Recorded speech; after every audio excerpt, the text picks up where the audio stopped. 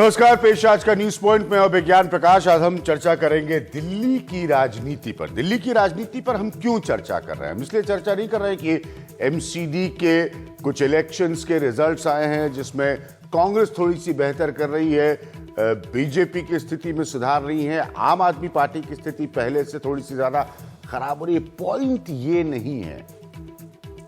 बड़ी तस्वीर आप देखिए। बड़ी तस्वीर ये होती है कि भारतीय राजनीति में लंबे समय से कहा जाता है कि दिल्ली का या दिल्ली में सत्ता पर काबिज होने का एक सिंबॉलिज्म होता है, एक संकेत होता है, एक संदेश होता है। और यह संदेश भारतीय जनता पार्टी के लिए कतई नहीं जा पा रहा है पॉजिटिव तरीके से, सकारात्मक तरीके से 26 मई 2014 के बाद से। 26 मई 2014 को देश के नए प्रधानमंत्री के तौर पर 282 के बड़े बहुमत के साथ नरेंद्र मोदी ने शपथ ली थी। लेकिन दिल्ली में जहां पर नरेंद्र मोदी अब खुद है, बीजेपी की पकड़ पहले से कहीं ज्यादा फिसलती जा रही है। मिसाल के तौर पर जब लोकसभा के बाद दिल्ली में विधानसभा के चुनाव हुए तो पहले जो अपनी सरकार के लिए बहुमत नहीं ला पाए थे अरविंद केजरीवाल, और एक छोटे से कांग्रेस के साथ अरेंजमेंट में चीफ मिनिस्टर रहे थे, वो बड़े बहुमत से जीत गए और बीजेपी में दिल्ली की सिर्फ 3 सीटें आई। पॉइंट मेरा ये है, सवाल एमसीडी के चुनाव का नहीं है। सवाल यह है कि बीजेपी दिल्ली में अपनी पकड़ इस कदर क्यों खोती जा रही है। आप ये जान लीजिए कि दिल्ली में अब तकरीबन 20 साल का समय रहेगा, 20 साल से ज्यादा का समय रहेगा जब बीजेपी की दिल्ली में सरकार नहीं होगी। शीला दीक्षित के टर्म को देख लीजिए, उसके बाद बीच में जो कुछ हुआ उसको देख लीजिए, उसके बाद इतने बड़े बहुमत से अरविंद केजरीवाल की वापसी को देख लीजिए। तो बीजेपी दिल्ली में 20 साल से, 2 दशक से ज्यादा कहीं नजर ही नहीं आ रही है। यह बहुत बड़ा पॉइंट है। और एक ऐसे समय पर जब कहा जाता है कि केंद्र में जब जो है वो अपनी सरकार हो तो दिल्ली में भी होती है, ये धारणा है। मैं ये नहीं कह रहा हूं कि पूरी तरह सच है, लेकिन बीजेपी के साथ ऐसा होता कतई नहीं नजर आ रहा है। सबसे पहले आप ये रिपोर्ट देखिए।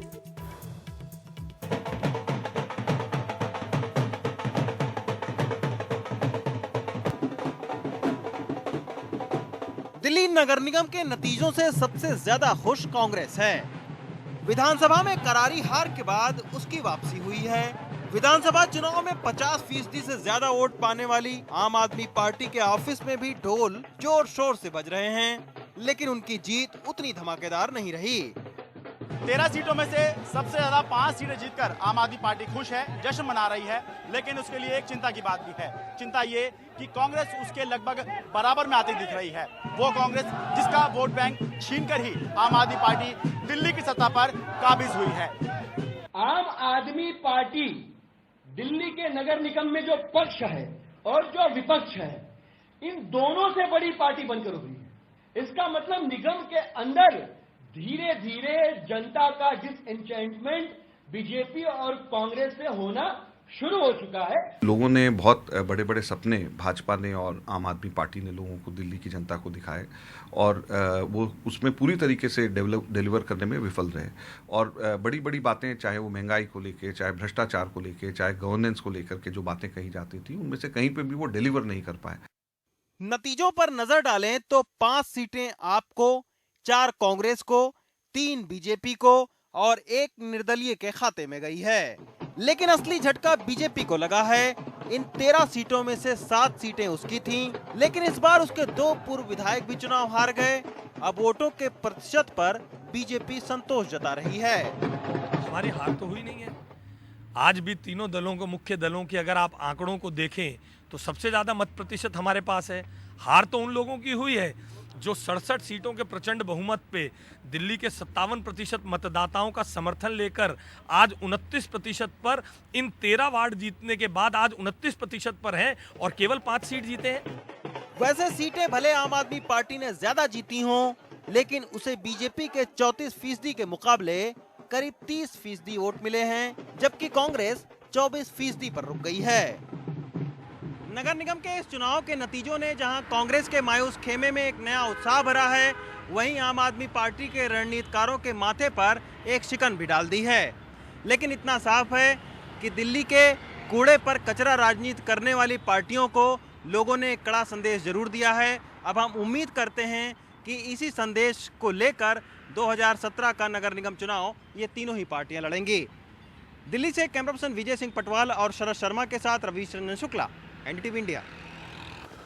तो बहुत सारे अरुण यूसुफ साहब मौजूद है, कांग्रेस के दिलीप पांडे साहब मौजूद हैं, आम आदमी पार्टी के आशीष सूद साहब मौजूद हैं, भारतीय जनता पार्टी के आशीष सूद जी।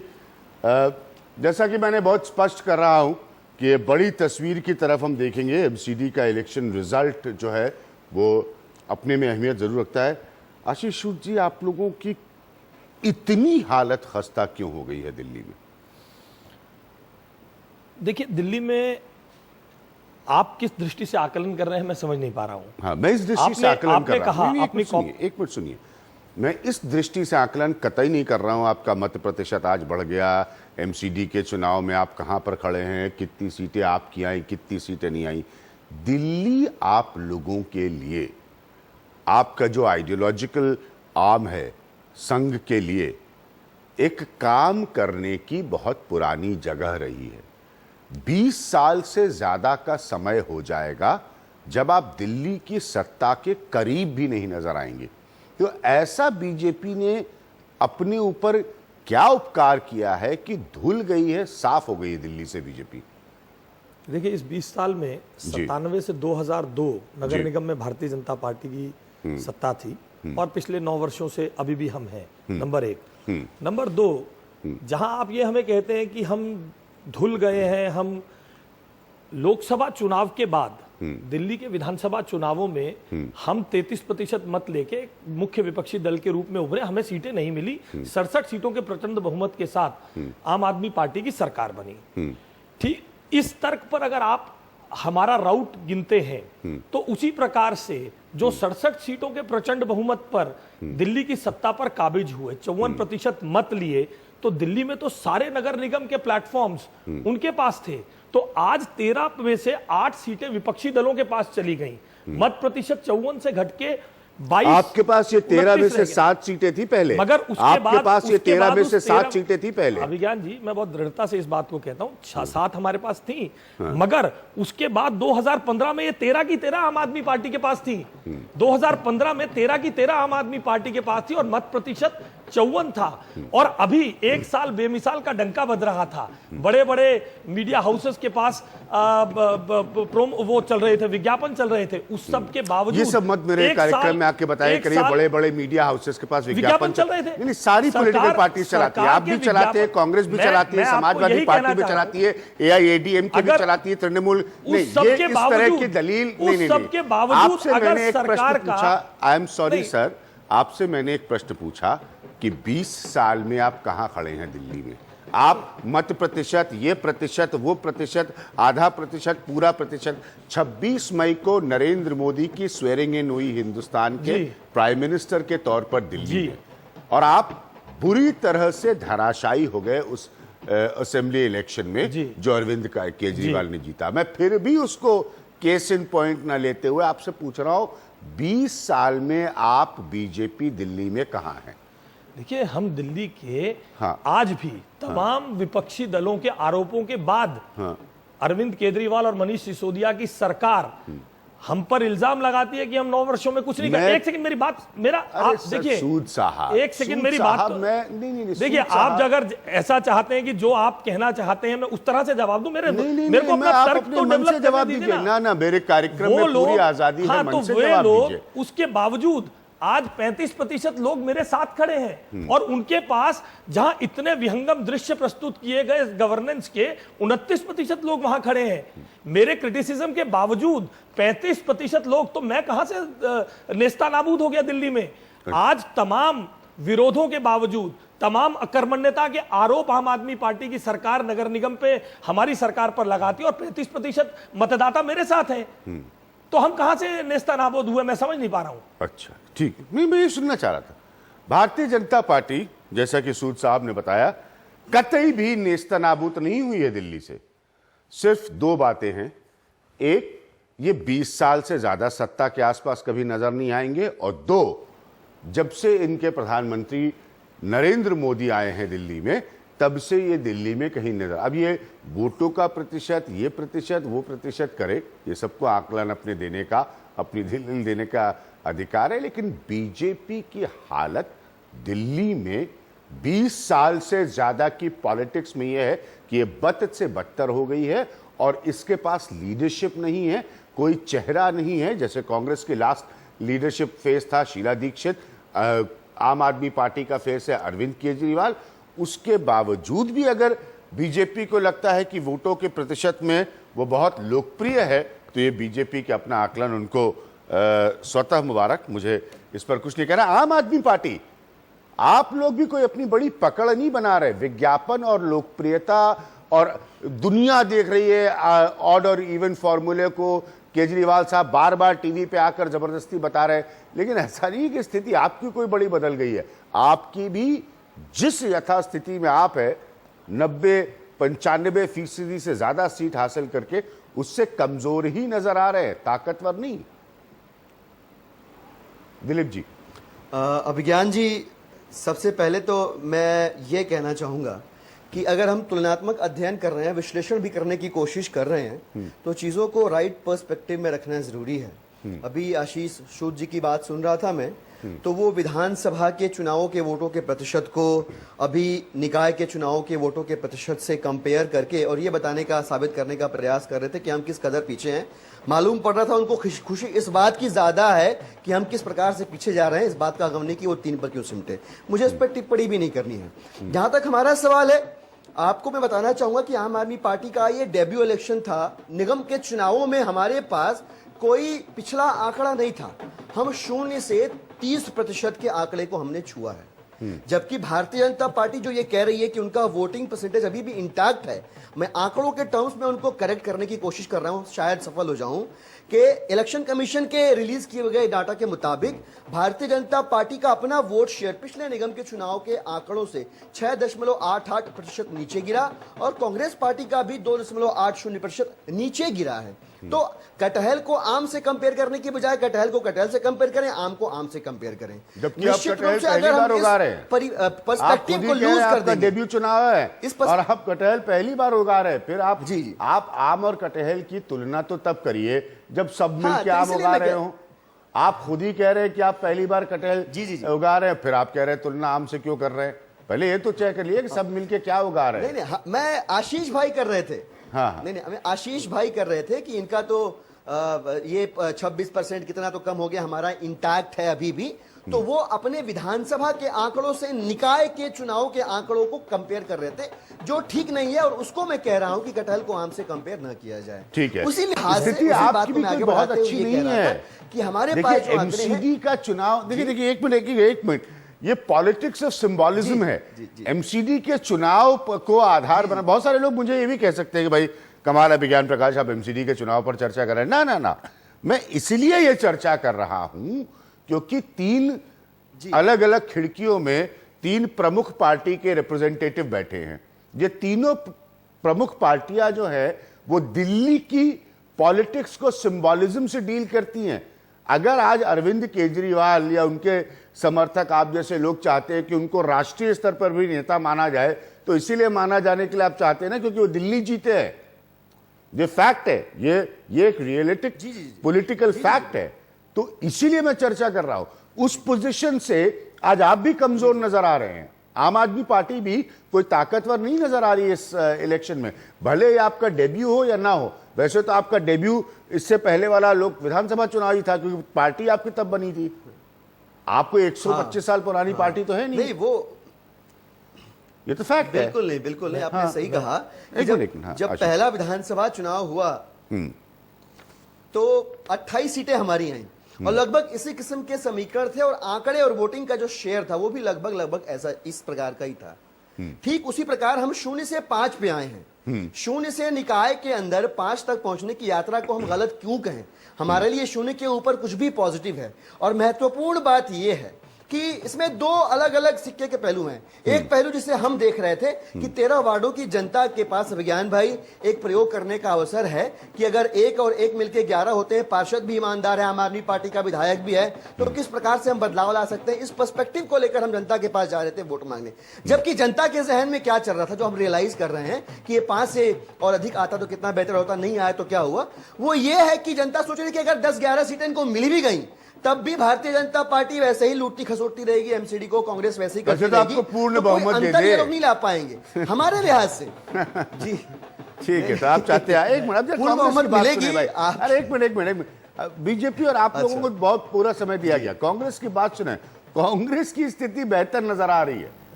जैसे फिर मैं बार बार कहूंगा, एक बड़ी चर्चित फिल्म थी जुनून, तो उसके एक दृश्य में नसरुद्दीन साहब जो है, तो वो जाकर कहते हैं उस फिल्म में अपने आका से कि भाई हम दिल्ली हार गए।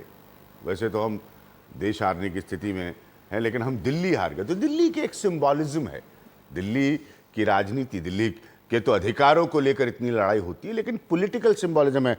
हारून यूसुफ साहब, थोड़ा आप लोगों को सांसें बेहतर आ रही हैं अब?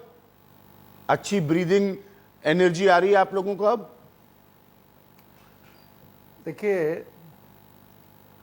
देखिए हम लोग जमहूरियत में विश्वास रखने वाली पार्टी है। हाँ। और हमारी सांसें हमेशा ठीक इसलिए रहती हैं क्योंकि जो कुछ भी होता है, अब जैसे अभी दिलीप पांडे जी कह रहे थे हमारी डेब्यू परफॉर्मेंस है। ये 3 चुनाव लड़ चुके हैं, एक असेंबली, फिर लोकसभा, फिर असेंबली।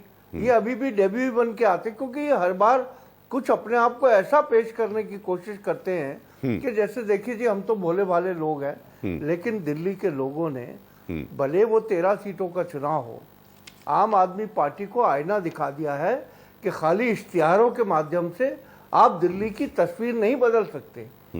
दिल्ली में 15 साल कांग्रेस का शासन रहा। 15 साल में जो विकास दिल्ली में हुआ, चाहे वो फ्लाईओवर्स हो, हॉस्पिटल्स हो, स्कूल्स हो, जिन स्कूलों का ये बड़ा ढंढोरा पीटते हैं।